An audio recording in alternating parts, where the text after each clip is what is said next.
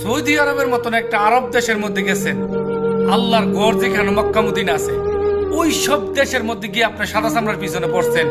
বিয়া করে আজকা 6 বছর বাড়িতে যান না, 2 মাস থাকছেন বউডার লোকে, 6টা বছর বউডারে বাড়িতে ফালাই দিয়েছেন। সৌদি আরবের মতন পবিত্র একটা দেশের মধ্যে গিয়ে আপনি সাদা চামড়ার পিছনে পড়ছেন। আপনার উপরে যদি আল্লাহর গজবটা না পড়ে তো পৃথিবীর কার উপরে পড়বো ভাই? আপনি কোন কার উপরে পড়বো? আরে ভাই, এই যে দেখেন, একটা রুমের মধ্যে 10টা লোক থাকে, বিশ্বাস করেন, না একটা পান খা, না একটা বিড়ি খা, না মদ খা, না সাদা চামড়ার কাছে যায়, 5 ওয়াক্ত নামাজ পড়ে। আজকে 15টা বছর সাদা চামড়া কেমন জিনিস বুঝলাম না, গেলাম না। কারণ কি লিখে জানেন? আল্লাহ বউ দিছে, জীবন থেকে আল্লাহর কাছে দোয়া করছে, আল্লাহ আমার একটা ছেলে দিও, একটা ছেলে দিছে। আবার দোয়া করছে, আল্লাহ আমার একটা মেয়ে দিও, মেয়েও দিছে। আল্লাহ ডাক কবুল করছে।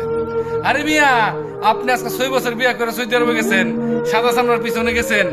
আপনার বউ তার বান্ধবীর এক একটা করে, 1-2টা করে বাচ্চা।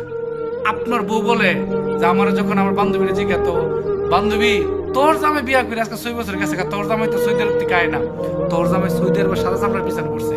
তখন আপনার বউ রুমের মধ্যে আইসা দরজাটা বন্ধ করে চোখের পানি দিয়ে পালিশটা ভিজা যায়। কসম করে কই ভাই, আপনার মতন নেমু খারাম আমার জীবনে পৃথিবীতে কোন হানো দেখি নাই। বউ রাখছেন, বিয়া করছেন, অন্তত পক্ষে সাদা চামড়ার কথা ভুলে যান। আপনি সাদা চামড়া ভাইয়া বউটার কথা ভুলে গেছেন, আল্লাহর গজব আপনার কাছে পড়বে।